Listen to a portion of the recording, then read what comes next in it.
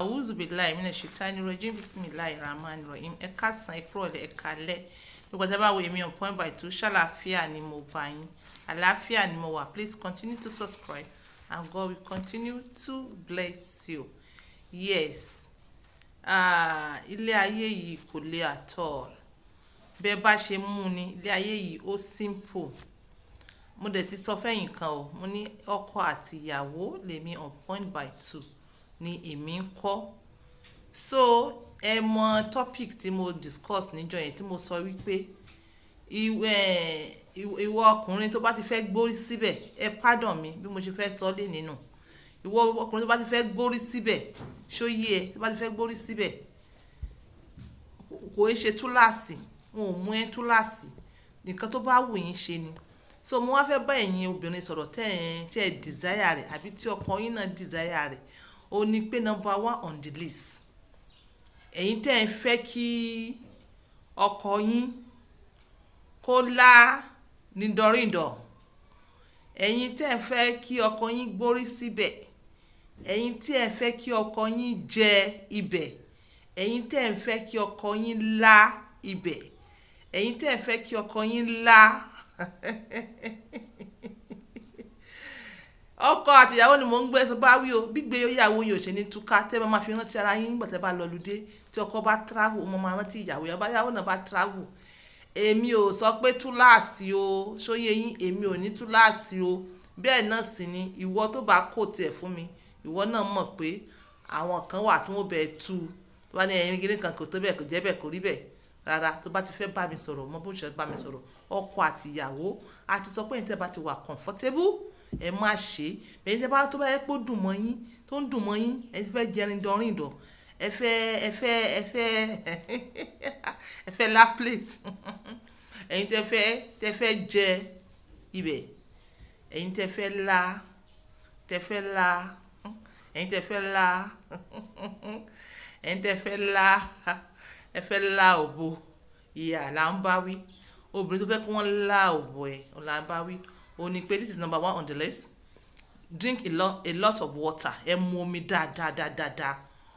Omi máa flush out any kind of offensive àti circulated odor. So ó máa detoxify gbogbo unwanted smell. Ṣóyé yín, ẹ máa mu omi dáadáa. Then before ẹ lọ toilet, ẹ fomi ordinary water ẹ fi fọ ibẹ̀ yẹn. Àbí wudu, cleanliness need to be clean. Kò kí n ṣe pé kí ọkọ dé nísìnyí tó yẹ pé ẹ ti wẹ̀ látàtàárọ̀ ẹ kàn bẹ̀rẹ̀. Báwo ni offensive odor ṣe ní wáyé?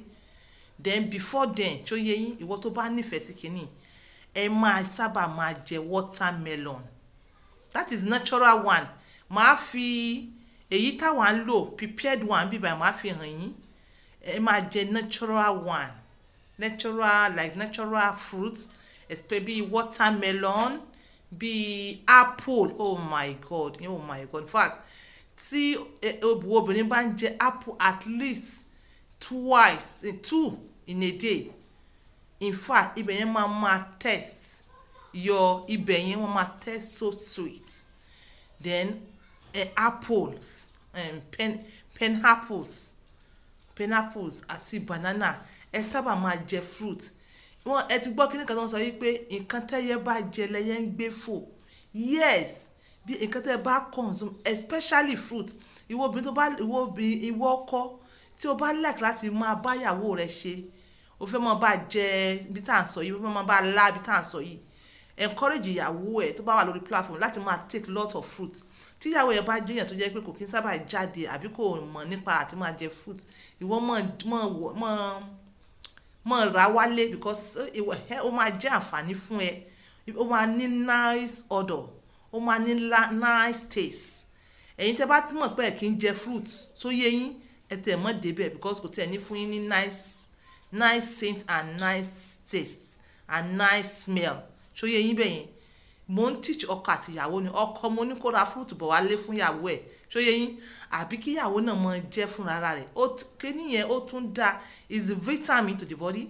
ọ̀dọ̀ ẹ̀dá kọkùnrin náà máa jẹ is vitamin to the body. Ṣé ẹ̀yin gbọ́ nípa pé banana fibre ni tó dáa fún nǹkan ọmọkùnrin, so it's good ẹ máa jẹ gbogbo orú nǹkan báyìí, it is very good. So àwa ní natural one, ẹ̀yin tí wọ́n mọ̀ pé ẹ lè jẹ fruit o, ẹ lè jẹ ráyè fruit, natural one, natural fruit tá a ti bá yín package together.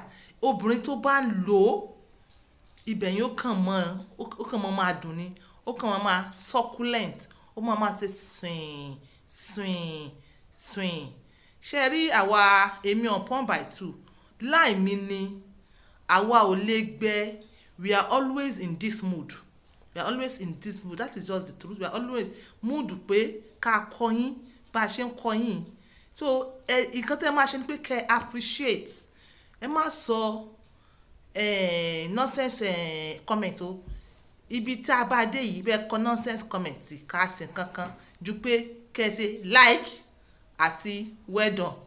Ṣóyè yìí kò ṣe kankan, because seriously àwa ti bọ́lọ̀ ń sọ pé ibi tó bá kù díẹ̀ káàtó kọ́lọ̀ ń ṣàforíjì fún wa. Ọkọ àti ìyàwó lèmi on point by two wa ni mò ń kọ́. So ẹ jẹ́ kí n fi natural one tí àwọn obìnrin lò ń bí báyìí, nígbà tá à ń jẹ gbogbo fruit yẹn àti kó síbẹ̀ àti process ẹ̀, kò kí ń ṣe kí ni, kò kí ń bàjẹ́. Ìwọ tó bá rà kó sínú fruit ẹ̀ ó máa dùn ní ìsìnkín, ó tún ṣeṣẹ́ mo gbẹni ó ní gbẹ. So natural one, natural, ẹ lè gbẹ on point by two, ẹ lè gbẹ àtọ̀, ẹ lè gbẹ. In fact it's so good and ó normal, kò kí n ṣe pé ó dùn jù bí sugar rárá. Bó ìṣe wà yìí tí infection bá wà níbẹ̀ báyìí ó tún take care rẹ̀. Àwọn infection tá ní orí mi ò sí níbẹ̀ o, kò dùn mọ́ mi ni rárá. So ẹ̀yin obìnrin mo jáde fún lẹ́ni, tẹ bá lò ó, oh my god, ó tún mọ́ fi ìfẹ́ sí ara ọkọ àti ìyàwó. Ẹ má jẹ́ mú tán, àwọn tó máa mú bẹ̀ wọ́n fẹ́ dé, àwọn tó máa wá kó wọ́n fẹ́ dé. So ṣe rà wá gbogbo ọjọ́ lọ́dún, nítorí àwọn kan báyìí gbogbo ọjọ́ lọ́dún àìgbẹ, gbogbo ọjọ́ lọ́dún tí ó yé yín. So ẹ jẹ́ kí n fi lẹ̀ lórí ti tèní, oh my god, kí ni máa wà pa lórí ti tèní. Ọkọ àti ìyàwó tó bá fẹ́ fún ìyàwó ẹ̀ lórí, ó bá fẹ́ gbórí síbẹ̀, ọkọ àti ìyàwó là ń kọ́, súnà ni. So this is on point by two, using my words for others. Love your wife, love your husband, and God will continue to do it all for you. Bye.